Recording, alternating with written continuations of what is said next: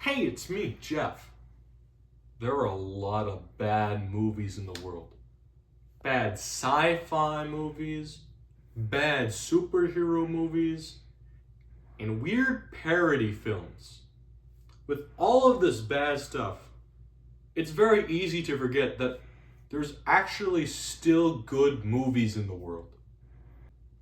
One of those good films is Rocky, the greatest underdog story ever made. I mean, Rocky is an absolute classic. Who doesn't know who Rocky is? He's the flying squirrel that hangs out with Bullwinkle the moose. It's absolutely crazy to me how much of a global phenomenon Rocky is. Jaws, the movie that came out a year before, had a budget of about $9 million. Rocky had a tenth of that budget. The success of this movie is probably even more of an underdog story than the actual movie itself. The writer Sylvester Stallone, who is also going to be the star of the movie, was a struggling actor at the time. Sylvester Stallone had mostly just played background characters. The only role of importance that he played was in the movie The Lords of Flatbush. I've never actually seen this movie, but it has Henry Winkler in it, so that's pretty cool. He played an uncredited background character in MASH, but he never really played anything of importance though. But in case you hadn't figured it out yet, that was about to change. In March of 1975, Muhammad Ali was going to box Chuck Wepner. Now, out of every sport in the world, I feel I am most qualified to talk about boxing. I mean, I've played Punch-Out multiple times and have even beaten Matt in Wii Sports Boxing. What more qualifications do you need? This fight was going to be Muhammad Ali's first fight after his win against George Foreman in the Rumble in the Jungle. It was in that fight that Muhammad Ali regained his title, undisputed heavyweight champion. He was the best in the world. He had just recently beaten Joe Frazier in the rematch. There was no one better than him. Chuck Wepner was not. He had a couple inches on Ali, but that doesn't really matter.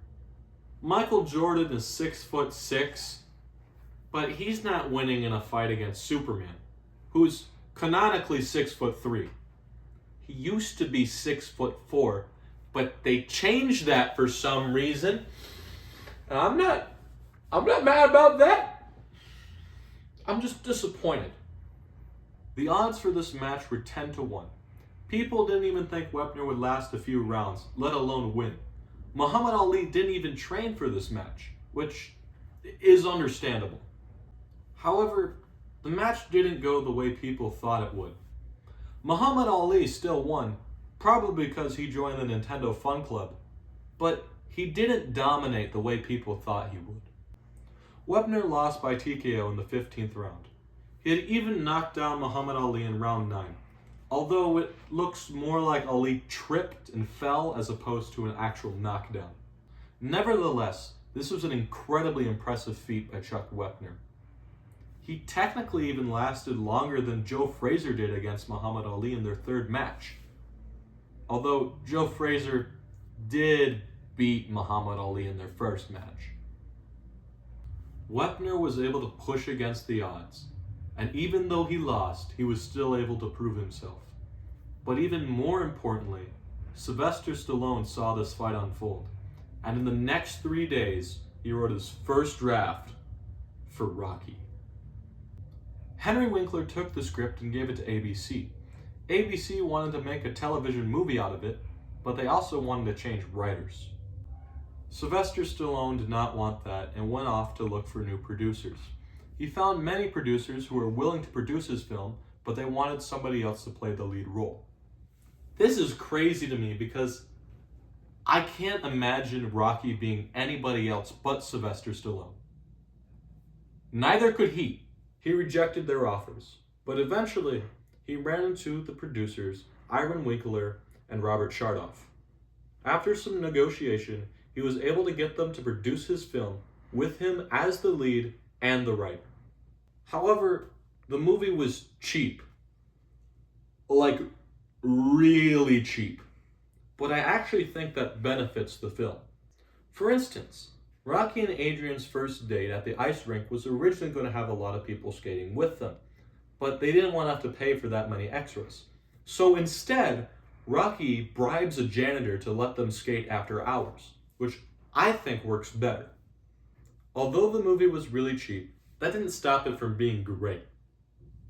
It won at the Oscars Best Original Screenplay, and it was the highest grossing film of that year. Although it was not as successful as the previous year's highest grossing film, Jaws, I believe that it had more of an impact on the world. And that's coming from somebody who absolutely adores Jaws. Rocky is one of those phenomena in fiction that's hard to imagine the world without. It's impacted not just pop culture, but people just in general. Rocky has inspired so many people to go beyond their limits and to persevere. The theme Gonna Fly Now is proof enough of this. In 1977, it was number 1 on Billboard magazine's Hot 100. This makes perfect sense to me because this song makes you feel like you can take on the world. It's the only way I was ever able to curl 2 pounds. One of these days, I'm going to be able to curl more than 2 pounds. So, obviously, this movie is pretty great. But what makes it so great? Well, to find that out, you should go watch the movie. I have a friend who tries his absolute hardest to hate everything that I introduce to him that I like. But even he admitted that this movie was entertaining. If that isn't proof that this movie is good, I got nothing. The movie starts off, and the first thing you see after the title card is God. A picture of God. The greatest underdog story ever made starts off by showing the most non-underdog person ever. The man by whom all things were made and without nothing was made. The one human being to conquer death because he was the only being who could conquer death. Sure, Jesus suffered. He suffered more than anybody throughout all of history. But he was literally predestined to be the savior of the universe since the dawn of time. Anyways, after that, we see Rocky win a boxing match. He wins, but he isn't a winner. The first part of the film really wants you to know that Rocky is a loser. He is a man whom the world has overlooked. He lives in a crummy apartment. He has near no money. He lost his locker at the gym. And he's disrespected by both adults and children alike. The worst part is he believes it. He believes that he is a loser. Rocky is walking through the streets and he sees this one girl hanging out with a bad crowd. He pulls her aside and he tells her, the people you surround yourself with is going to be the person you end up being. She then responds to this advice by telling him, screw you, creepo. And Rocky walks off and says to himself, yeah, who are you to give advice, creepo? Rocky is a loser, but he has a good heart. He works for this one land shark and is told to break this one guy's thumbs because he doesn't have enough money. Rocky can't bring himself to do it. The guy tries to offer his jacket to Rocky to replace the cash, but Rocky tells him to keep the jacket. Rocky knows he's going to get in trouble for doing this, but he does it anyways. There is this one girl named Adrian who works at the pet store. Everybody thinks she's a loser, even her own brother. She is belittled by multiple people, but Rocky is the only one who sees her for what she truly is. Beautiful. Rocky has a lot of heart, but no one has ever given him a chance, which leads into the plot of the movie. Apollo Creed, who is essentially just a fictionalized version of Muhammad Ali, is looking for someone to fight. None of the big professional fighters are willing to fight him because they don't want to be embarrassed live in front of the entire nation. Creed decides that he's going to give some no-name boxer from Philadelphia a chance at the title. He knows that the media will love this. Sees the name Italian Stallion, which is Rocky's name, and decides to fight him because he really likes the name. If I had a name like that, it'd probably be catchy too. Rocky doesn't believe it at first when he's told that Apollo wants to fight him, but he accepts the offer anyways. After this, Rocky is shown on the news. Mickey, who is the owner of the store where Rocky lost his locker at, confronts Rocky. This is one of the most powerful scenes in the entire movie. Mickey tells Rocky about his time as a boxer and tells him that he wants to be his manager. Rocky gets mad at Mickey because Rocky needed him 10 years ago, but he didn't help him. Mickey had a prime. Rocky didn't. While Mickey's leaving, I think Rocky notices something. His fight with Apollo Creed isn't just his opportunity to prove that he's not a loser. Mickey is 76 years old, but nobody really cares about him either. Rocky isn't the only person the world has overlooked. Rocky goes outside and confronts Mickey and makes him his manager. We don't actually hear what is said. All we see is Rocky run up, we hear the theme, and then the movie transitions onto the next theme. The direction of this movie is so powerful. It knows when it needs to speak, and it knows when it needs to be silent. This is something that a lot of writers should take note of. Rocky becomes closer with Adrian, and this upsets her brother. Her brother is upset about the success Rocky is having. He complains about his life and how his sister has brought him down. And then, for the first time, Adrian speaks up for herself. She didn't bring her brother down. Her brother brought her down and led her to believe that she was a loser. But she's not. Adrian then moves in with Rocky. Rocky reconciles with her brother, and he agrees to wear a promotion for the meat shop that he works at on his robe. After this, we see the most iconic scene from the movie, the montage. This scene is fantastic because it contrasts so well with the beginning of the movie. Earlier on, we see Rocky doing similar things, but he's really struggling. Now, he's changed, and what was once difficult now is natural. Apollo, on the other hand, has not been training to the same extent as Rocky. I mean, Rocky is a no-name, no-class fighter. What does Apollo have to worry about? Apparently, he forgot that the movie is called Rocky and not Apollo. The day before the fight, Rocky goes to the ring, and he realizes that he can't win. Because if he did, they wouldn't be able to make a sequel to the movie.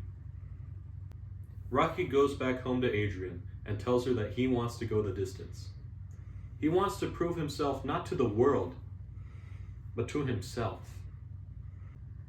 The next day, the fight begins.